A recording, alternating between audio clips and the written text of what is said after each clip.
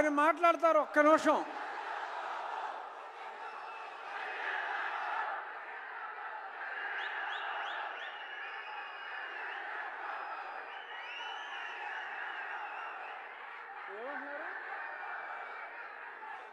బాబు ఆగరా బాబు, సరే ఆగండి ఒక్క నిమిషం. కళ్యాణ్ గారి గురించో చెప్తాం.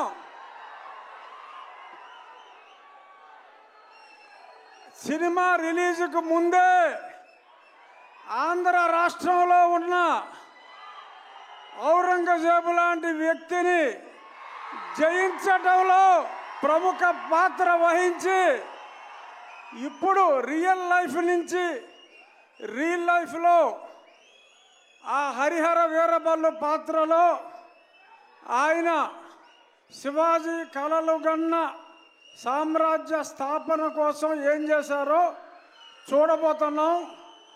ఆయన కెపాసిటీ ఏంటో చూపెట్టి ఇప్పుడు సినిమాలో ఆయన స్టామినాని చూడటానికి 24 ఎప్పుడు తెల్లారుతుందా అని మీ అందరితో పాటు నేను కూడా చూస్తున్నా. పవన్ కళ్యాణ్ గారు అంటేనే ఒక ఆవేశం, ఉద్వేగం. Is the greatest human being. నటుడిగా కన్నా ఒక వ్యక్తిగా ఎంతో ఉన్నతమైన వ్యక్తి. ఇక ఏఎం రత్నం గారు స్కైలాబ్ వచ్చి మీద పడుతుందన్న పన్నెవన్ రాజు గారు మనకు ఇబ్బంది లేదు అని అంత ధైర్యం ఉన్న వ్యక్తి. ఎన్నో హిట్ సినిమాలు తీసిన వ్యక్తి. ఇప్పుడు కళ్యాణ్ గారితో ఒక సంచలనాన్ని సృష్టించడానికి ముందుకు వస్తున్నారు. All the best sir. Thank you. మంత్రివర్యులు శ్రీ కందుల దుర్గేష్ గారిని మాట్లాడవలసిందిగా రిక్వెస్ట్ చేస్తున్నాం సార్.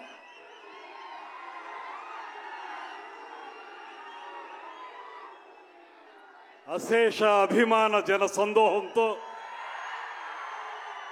అద్భుతమైనటువంటి మాస్ ఫాలోయింగ్తో, అగ్రశ్రేణి కథానాయకునిగా ఒక పక్కన, మరో పక్కన పేదవాడి కంట కన్నీరు తొడవటమే లక్ష్యంగా రాజకీయ రంగంలోకి వచ్చి, రాజకీయ రంగంలో సైతం పేదవారికి అధికారం తీసుకురావడానికి నిరంతర నిర్విరామ కృషి చేస్తూ ఇవాళ మనందరి అభిమాన ఉప ముఖ్యమంత్రిగా ఈ రాష్ట్రంలో గ్రామీణ ప్రాంతాల్లో కానీ పేద ప్రజల అభివృద్ధి విషయంలో కానీ నిరంతర నిర్విరామ కార్యక్రమాల్ని నిర్వహిస్తున్నటువంటి శ్రీ కొణిదెల పవన్ కళ్యాణ్ గారికి,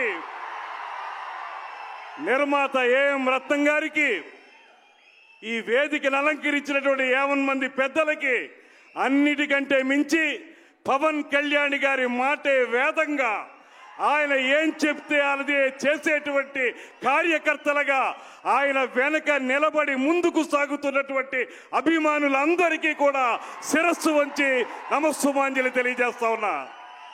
పవన్ కళ్యాణ్ గారిలో ఉన్నటువంటి ప్రధానమైన లక్ష్యం వర్డ్స్ అండ్ డీడ్స్ అంటారు.